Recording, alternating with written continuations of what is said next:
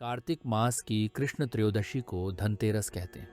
ये त्योहार दीपावली आने की पूर्व सूचना देता है। इस दिन नए बर्तन खरीदना शुभ माना जाता है। धनतेरस के दिन मृत्यु के देवता यमराज और भगवान धनवंतरी की पूजा का महत्व है।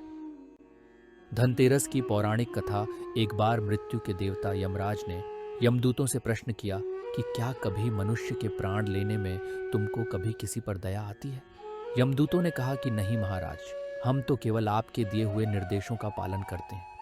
फिर यमराज ने कहा कि बेझिझक होकर बताओ कि क्या कभी मनुष्य के प्राण लेने में दया आई है।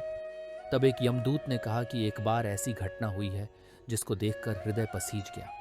एक दिन हंस नाम का राजा शिकार पर गया था और वह जंगल के रास्ते में भटक गया था और भटकते भटकते दूसरे राजा की सीमा पर चला गया।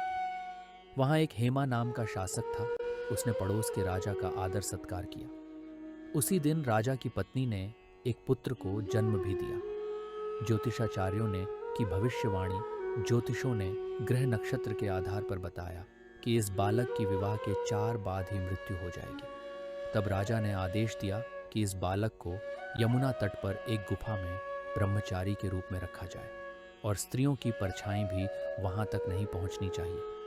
लेकिन विधि के विधान को कुछ और ही मंजूर था। संयोगवश राजा हंस की पुत्री यमुना तट पर चली गई और वहां राजा के पुत्र को देखा। दोनों ने गंधर्व विवाह कर लिया।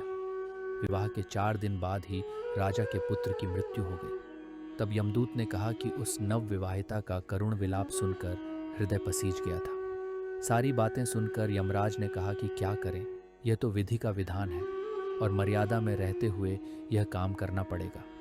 यमराज ने बताया उपाय। यमदूतों ने पूछा कि ऐसा कोई उपाय है जिससे अकाल मृत्यु से बचा जा सके। तब यमराज ने कहा कि धनतेरस के दिन विधि विधान के साथ पूजा अर्चना और दीपदान करने से अकाल मृत्यु नहीं होती।